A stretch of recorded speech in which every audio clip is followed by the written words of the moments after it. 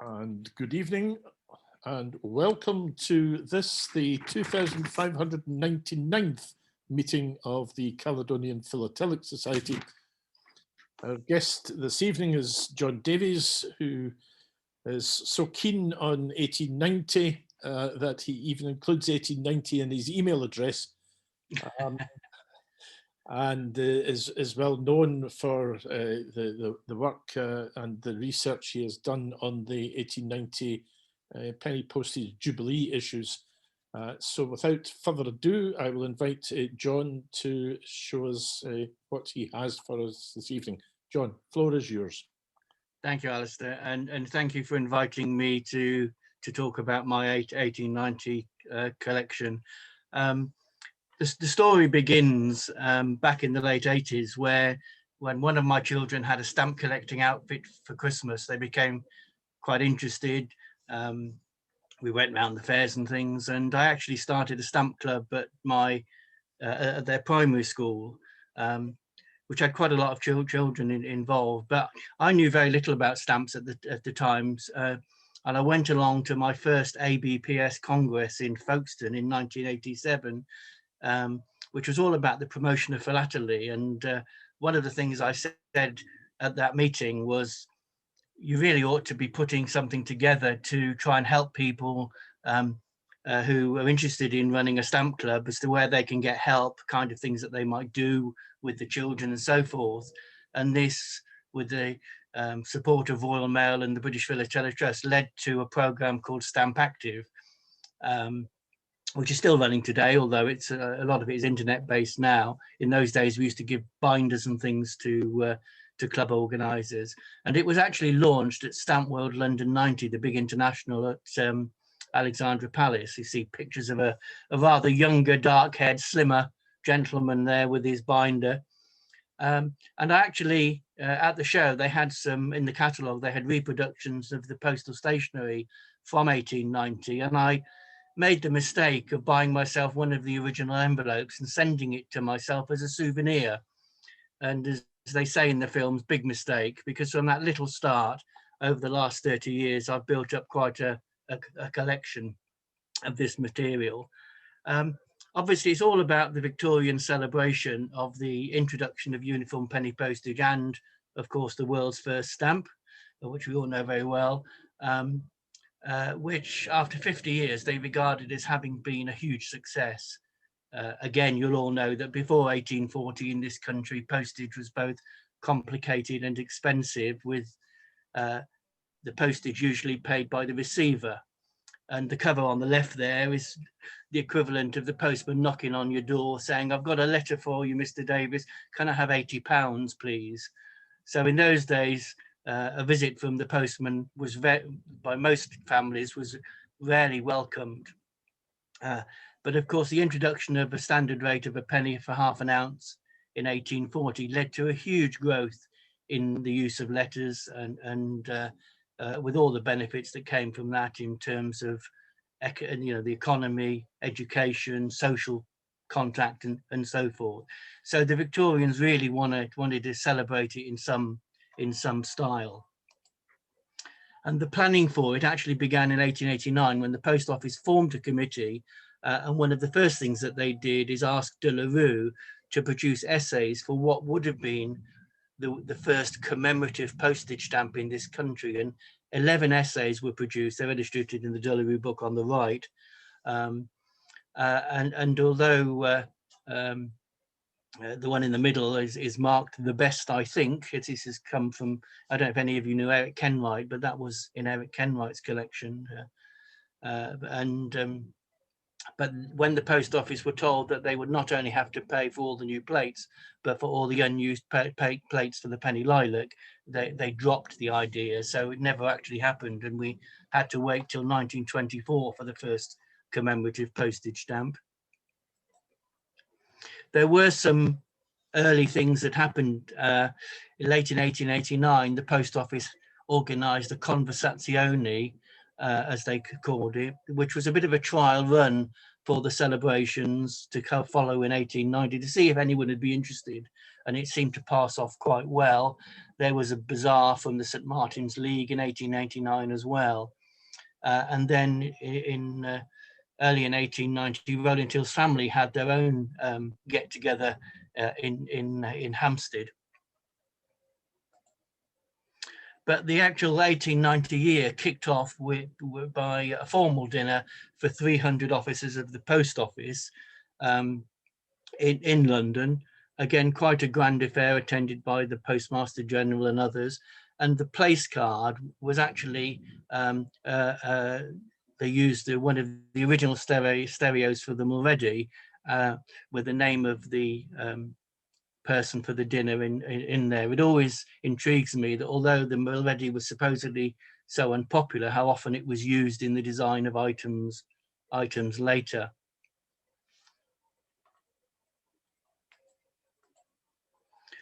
Surprisingly, again, early in the year, it wasn't just in this country they were celebrating the world's first stamp. There was actually a big international exhibition in Vienna, in Austria. It was held at the end of April at the Royal Museum of Art and Industry, which is now known as MAC, and it attracted entries to the competition from all over the world. They'd had an earlier stamp exhibition in 1881, and on the right there you see souvenir labels that were produced for the 1881 exhibition, where they'd printed stamps at the exhibition and replaced the value on the original die with the date 1881. And they did the same thing at the 1890 exhibition, obviously using the date 1890, and visitors could actually see stamps being printed and perforated at the show. And they were done in all sorts of papers and colors. They could be obtained both perforate and imperforate, and every visitor to the show went away with one. It does mean there's a huge number of varieties that you can choose if you're an Austria collector. Here are some of the imperforate sheets, and on the right hand side is the purple one, which was actually the color that they used on the visit of the Emperor of Austria, Franz Joseph, when he went to the show. Here's they said there were 147 exhibits, and here you can see on the left hand side the certificate, and on the right one of the prize medals. I don't have a certificate. This is taken from a scan that I have obtained, but I've just managed to acquire one of the silver medals, and there were only 8 given out at the show, so I was quite pleased to find that recently. And even after 30 years, I'm still coming across new stuff. And of course, you'll all know that there was also a big exhibition in Edinburgh. Now, this wasn't specifically a stamp exhibition. It was, and I have to read this now, the International Exhibition of Electrical Engineering, General Inventions and Industries. How that rolls off the tongue. It was a really big event at Meggetland. You'll all know where that is, I'm sure, on a 44-acre site. And it was seems to have been a huge event, and it was attended during the year by nearly 2.5 million people. But despite that attendance, it made a significant financial loss. And I don't think another exhibition of its kind has been held in Scotland since. You see here some of the collectibles, both philatelic and non-philatelic. And J. Wilson Hyde, I think worked for the post office, organised a display of stamps and other things at the exhibition in Edinburgh. And there was a post office at the front entrance. All the items you see there are in my collection, apart from the hand stamp. These are extremely rare, and I would invite anybody perhaps in the society who have got examples and materials from the exhibition, whether it's philatelic items, medals or catalogues or whatever, to get in touch with me, because I'd like to know more about it.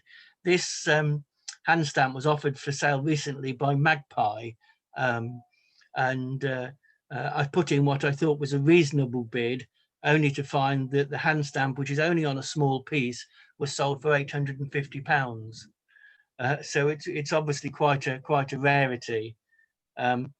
The item on the right is the design for what would have been a Scottish Jubilee envelope. But again, because it couldn't be guaranteed to make it available across the whole country, I think the idea was actually dropped. But the proofs do exist on basically on card. But the first big event organised by the City of London was at the Guildhall. It was very much an exhibition involving the post office. There was a committee of cooperation from the post office, and it was held over 3 days, Friday, Saturday, not a Sunday, because they didn't have events on Sundays in there, and a Monday. It was attended by over 20,000 people, and it was a royal event opened by the Prince of Wales, although on the opening night he didn't get there till after 10 o'clock when all the speeches were finished. And the post office went to a huge amount of trouble to put on quite a grand and varied series of displays. And most particularly, they set up a fully operational sorting office. All the mail from the EC district in London was taken to the show. And as well as the letters that were posted there, visitors could see all the mail being sorted and stamped. But in philatelic terms, it's was quite important because it also led to the first British commemorative postal stationery and the first decorative hand stamps. You see in the middle there, obviously, a postcard of the Great Hall. One of the favourite pieces in my collection is actually the invitation card for the Great and the Good on the opening night. This is quite a large item, almost A3 in size, in 2 pieces. The idea was you kept the big card on the right as a souvenir, and you handed in the tear-off portion on the left to get in. It has as its centerpiece a reproduction of the VR penny black. This was re-engraved especially for the invitation, and again proofs of that exist in various formats. Within the Guildhall, there were all sorts of things going. I've mentioned the fully working sorting arrangement, and mail was actually delivered or letters were delivered to the exhibition by mail coach that also departed to take mail off to Oxford.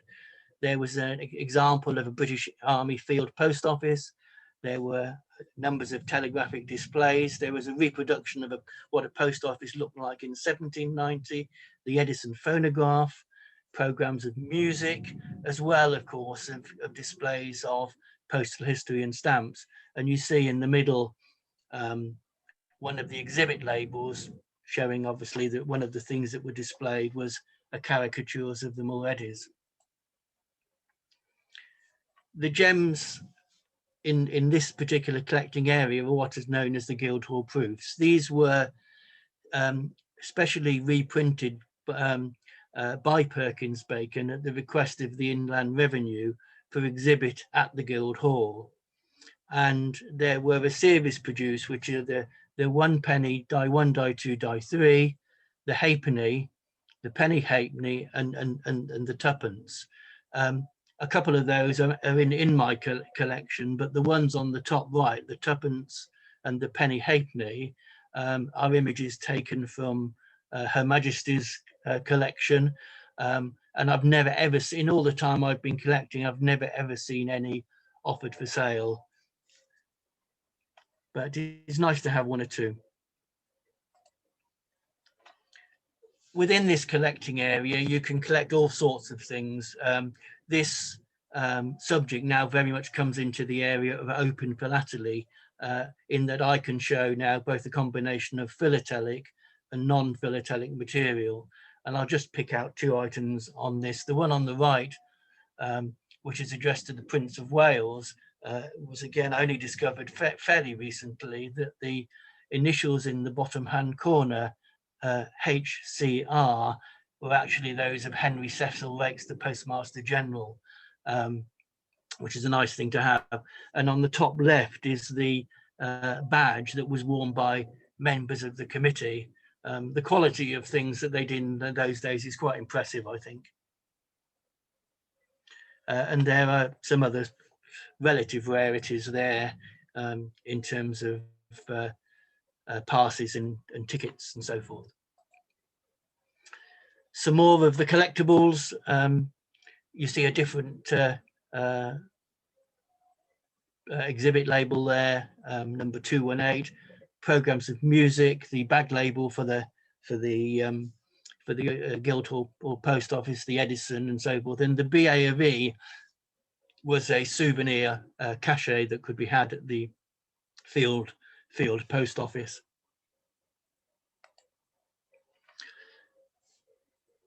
One of the big features was also displays of telegraphy. It took over, I would basically say, more than half of the Great Hall at the Guildhall. Again, it was a fully working system, and telegrams were sent and received during the show. And here are a couple again of rarities from my collection. The reply telegraph is the only one that's been recorded. But the thing in the middle is quite an interesting item, because many years ago I was going around stamp fairs, as a lot of you, well, we all do, and I nearly didn't buy this particular item because it looked as if it had been stained with coffee. But I did buy it, took it home, and when I opened it up, it had some telegraphic tape inside, and I later discovered that in the inside flap, it has, with W.H. Priest's compliments, who was the chief electrician to the post office, and Constance Hill was Rowland Hill's niece. It's the only recorded example of that kind of thing from the exhibition. So there's, as we all know, you should always look inside the envelope. I mentioned that one of the special features of the show was Britain's first commemorative postal stationery, and this is it, a letter card with a face value of a penny, and they were sold for 6pence each, with the money being raised for the profits being raised for the Rowland Hill Benevolent Fund, again something that still exists to this day. They originally printed 10,000 of these, and they sold out on the first night in 2 to 3 hours. And they did ask De La Rue to print some more, and they managed to print another 1,500, but it was a huge success.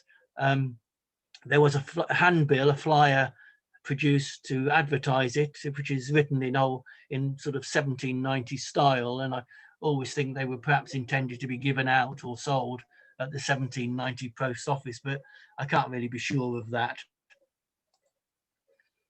And the other thing that was new was a decorative hand stamp. It was an 8-point octagonal star, and there were 2 types to collect. There's a rubber hand stamp, which was intended to be applied on items by favour, and again, these impressions were charged at a penny each, again with the money going to the Rowland Hill Benevolent Fund.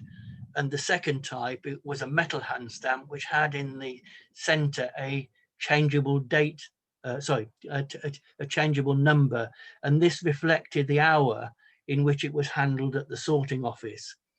Although again, it's always amuses me that the number 11 doesn't exist on any of the hand stamps because they forgot to order 2 ones.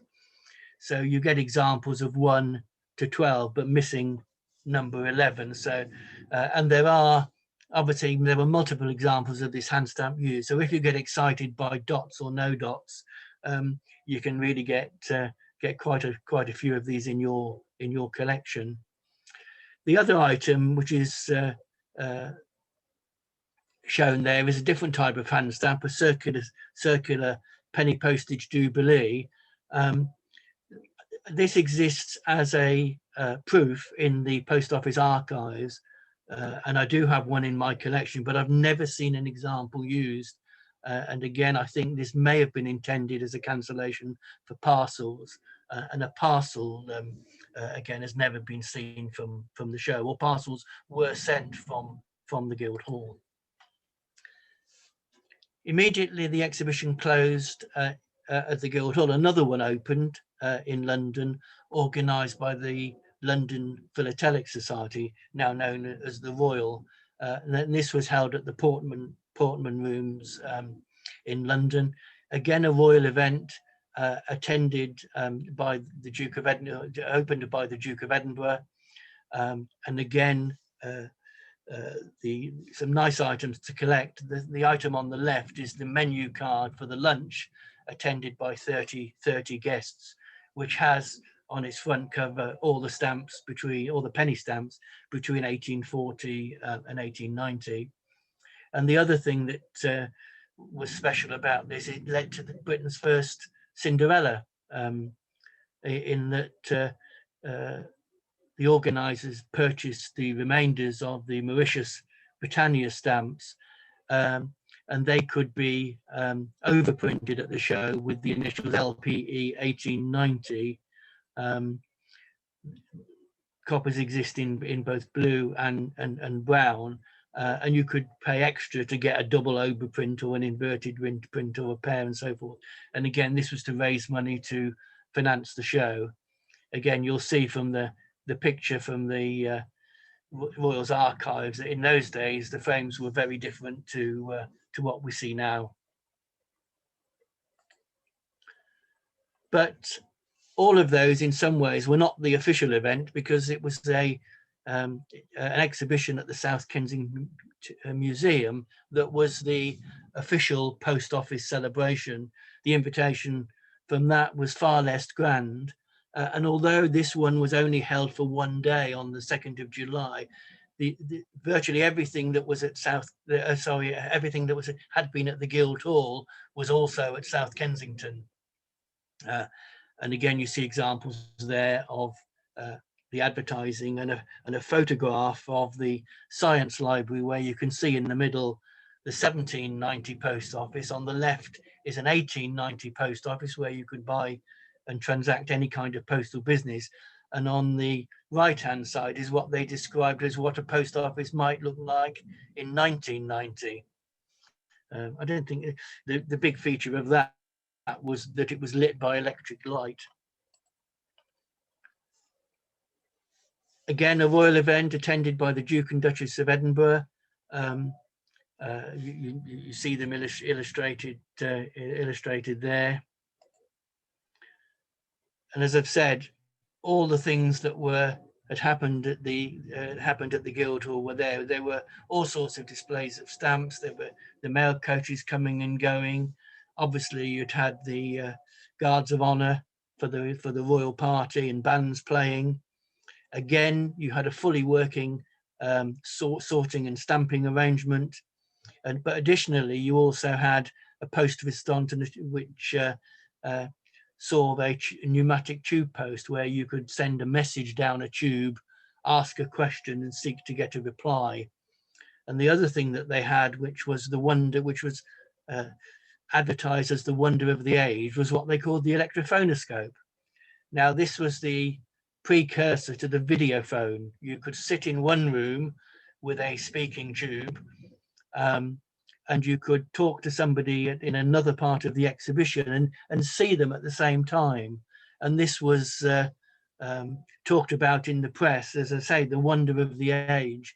And it was only when W.H. Priest published his biography that he actually disclosed that it was nothing electronic about this at all. It was merely a sequence of mirrors that allowed you to see the person in the next room. But of course, they wouldn't have known in those days what we'd be doing tonight, would they? I think they would really have marveled at what the fact that not only can you see one person, but you can see a host of lovelies at the same time. And again, all sorts of things you can collect there. On the right-hand side, you actually see the postal notice for the for the electrophonoscope. And here is one of the pneumatic tube post cards at the top. In the middle is this one here. And you see that the idea of this was that you could ask a question. This one has said, how many Jubilee envelopes were printed? Can you say? And the postman has come back with the answer, only 253. I have been told. I don't think he was listening very well, because they actually produced 253,000 of the Jubilee envelopes.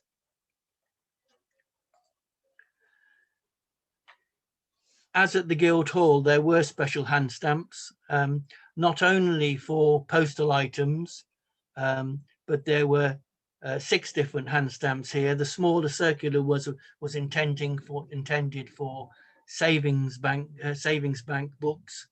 The 1790 post office was a cachet that could be applied on anything on payment of a penny, as you could at the 1990 post office.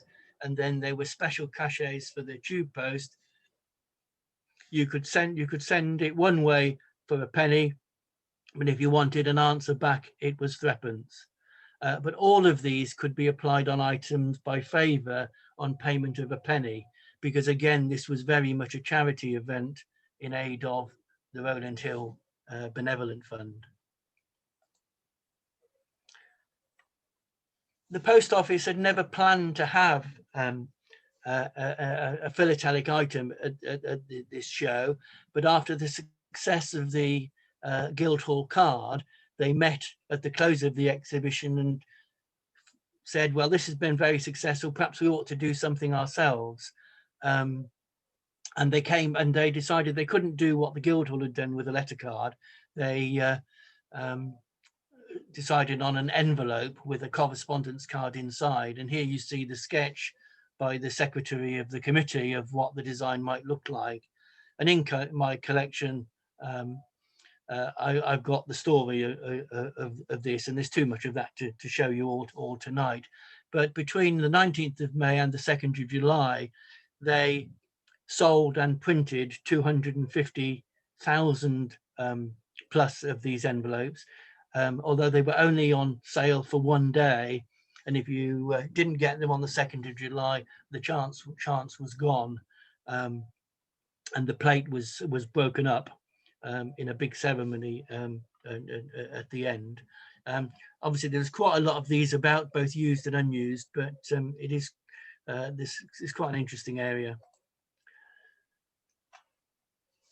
I said it was only on sale for one day, but another version of the envelope, and I should say that the 2nd of July was actually a Wednesday. And on the Saturday, another version of the envelope appeared on the streets of London. This very quickly came to the attention of the post office officials, and they weren't particularly happy on 2 counts. One, it had said on the envelope, postage 1 penny, when of course postage had not been paid to the post office. And it obviously had a design that was a clear copy of the post office envelope, and they felt intended to deceive the purchaser that they were buying one of the original envelopes. And they set their solicitors on to William Henry Elliot, who had put his name on the front, and got the excuse, and you won't be able to read the letter there, but he said he only produced it because people were disappointed they could no longer get one of the envelopes, and he thought it would satisfy them, and he was very ignorant and very sorry and so forth. But he refused to name the printer. But it won't escape your notice that this is very close to the original design of the Jubilee, the post office Jubilee envelope. So this must have been somebody who knew the inside track on what this design looked like. So it must have involved somebody at De La Rue, I think. And obviously, if because he couldn't possibly have on the Wednesday decided he'd print one of these envelopes when he'd first seen it, and had one ready for the Saturday. But of course, the other side of this story is there are a couple of examples of the Elliot envelope that were actually cancelled at South Kensington Exhibition, which means in reality he had actually printed them even before the Jubilee envelope, the official Jubilee envelope, was issued. So Mr. Elliot was a bit of a liar, really. I always wondered if these things might, these hand stamps might have been added to these things later, but these hand stamps have now been authenticated as original. So it's quite an interesting story. And another version of it also appeared later in July when Harry Furness, who was the cartoonist for Punch, caricatured the Jubilee envelope in the same way that them already had been caricatured. So the Jubilee envelope got caricatured as well. Again, it was in exactly the same colours as the original envelope, although colour proofs of do exist in different colours, and the black version, only 100 were printed and sold to members of the London Philatelic Society, and both the envelope and the card for those are signed by Harry Furness himself. If you look at the detail of this, it is quite amusing. Instead of the picture of Rowland Hill, they've got a caricature of Henry Cecil Raikes with the legend, "He did not give us penny postage." And on the bottom of the envelope is a railway train of gold going into the mouth of the Chancellor of the Exchequer. Bit of fun. One of the other things that the post office didn't like very much was the issue of a Jubilee medal, which they invited postmasters to sell. Again, these exist in bronze, silver bronze, aluminium. Again, and one of the things in my collection is one of the proofs, which is illustrated on the right hand side there, and you'll notice it says originator of the penny postage system, but on the proofs they'd spelt system with an I instead of a Y, and that was corrected in the issued version. Again, they're quite an attractive thing to find. And the finale of this at the end of the year was the Jubilee Christmas card. Again, sold in aid of the Rowland Hill Benevolent Fund. These were sold to post office officials at 6p each. Again, about 25,000 were sold, and there are at least 2 printings that you can differentiate by the position of 1890-91. And a very small number were overprinted for use of the officers of the General Post Office London, and 150 only were printed for the Jubilee Committee. Again, only 1 or 2 of those have been recorded so far. And some other post office, like the one in Derby, took the cards and have them overprinted for local use. And again, those kind of examples are extremely scarce. But again, I think this is a beautiful, beautifully attractive item that reflects the events that took place in 1890. And in the same way that many things have been forged, a forgery of the Christmas card does exist. It appeared in 1979, and it was quickly recognised by the trade, and a guy called Thomas Bay was prosecuted for this and got 6 months. Excuse me. When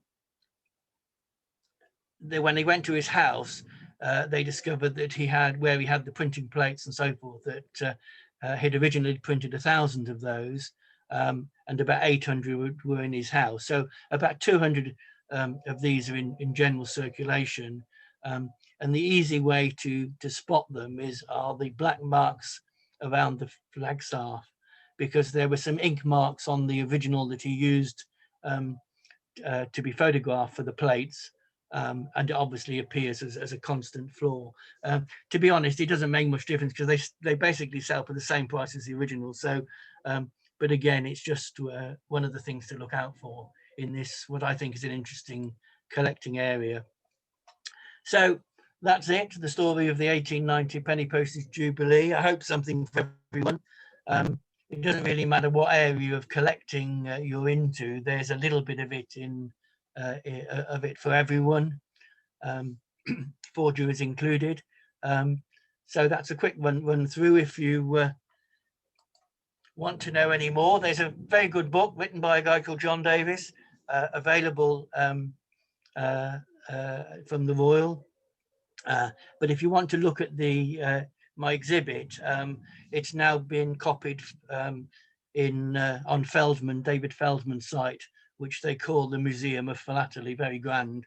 But there is a copy of my 8-frame exhibit on there if you want to have a look at the material in a bit more detail. So thank you very much again for inviting me. And if you've got any questions, I'll be pleased to attempt to answer them. If anyone has any questions, if you just unmute yourself and ask away.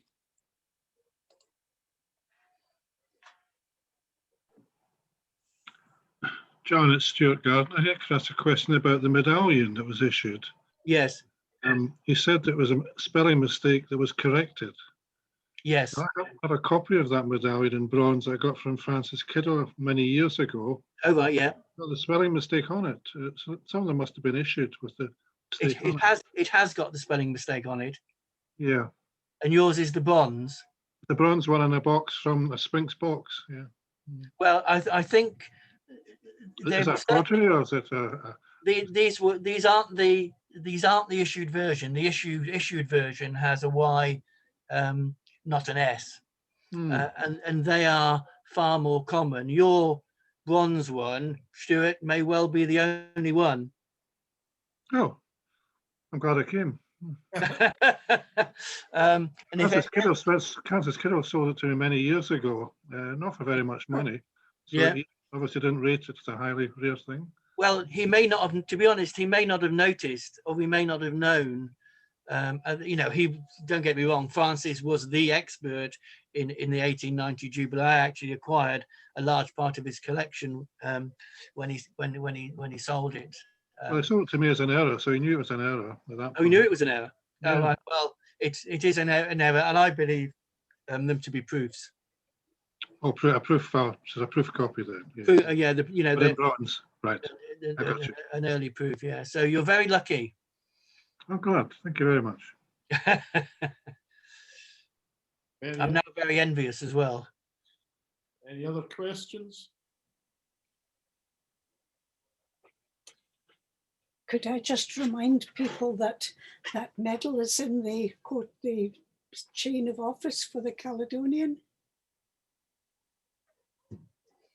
Oh, is it? Stuart will probably be able to confirm that. Stuart? Yeah, it's in the chain of office. Not that I've seen the chain of office for many years, but it's definitely in there. Yeah. Yes. It's in silver, isn't it? That's right. Well, it's been silver. Silver gilt. And has it got an I or Y, do you know? Oh, it's the ordinary one. Yes. With the Y. Yeah. I think David has just retrieved the chain and is examining it.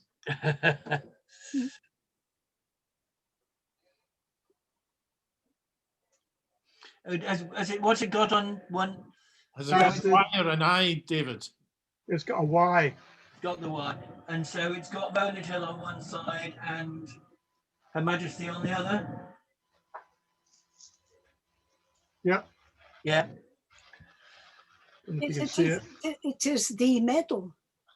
Yes, it's a Spink issued medal, yes. Yes.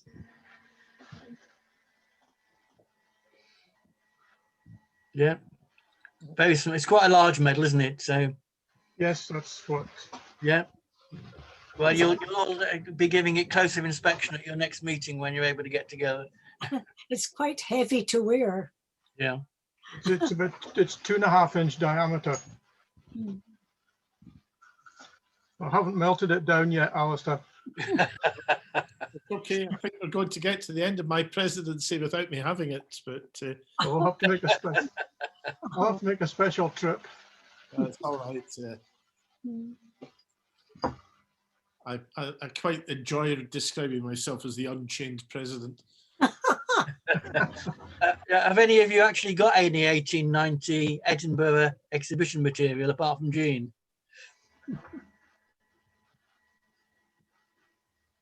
No. Nope. John, could Yeah. I just say how delighted I am to have had the privilege of seeing your display in the flesh, as it were. I really enjoyed it, and it was a nice reminiscence tonight. Thank you. Thank you. That's kind of you, Margaret.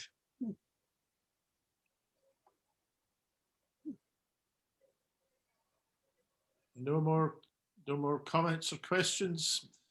In that case, I will invite George to say a few words.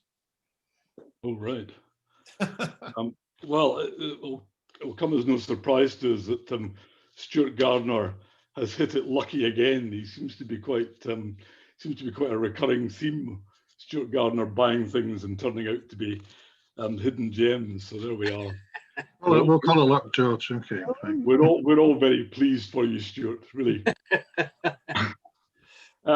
So I guess it fell to me to say something because I was probably responsible for John being invited along this evening. But as you can tell from the backdrop to his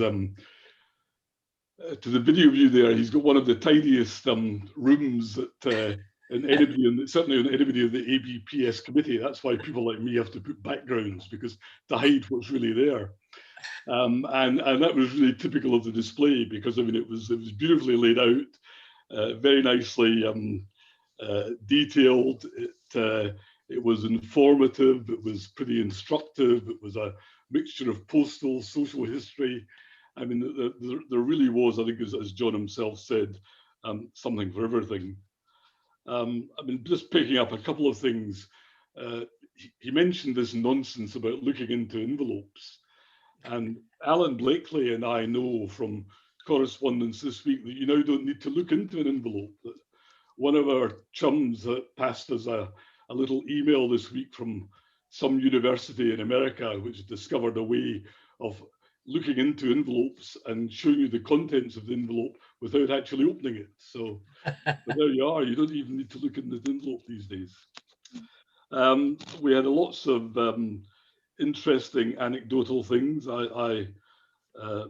Being of that way inclined, I noticed that for the London Philatelic Exhibition, the ticket was a gentleman's ticket. So I don't know what the ladies did. They probably weren't even allowed to attend in these days. Oh no, the ladies could attend, but their tickets were cheaper. Well, there we are. It's a bit like your golf club subscription. Outrageous. We had intrigue at De La Rue. We had fake news with the machine that let you look into the next room, but didn't really. It was using mirrors. We had the post office being upset, which we probably all think is a good idea. I quite like the idea of showing a 1990 post office and maybe not getting it terribly right. I just wonder what a 2090 post office will look like, or indeed if there will be one. Yeah, indeed. Certainly won't be selling stamps. Probably not.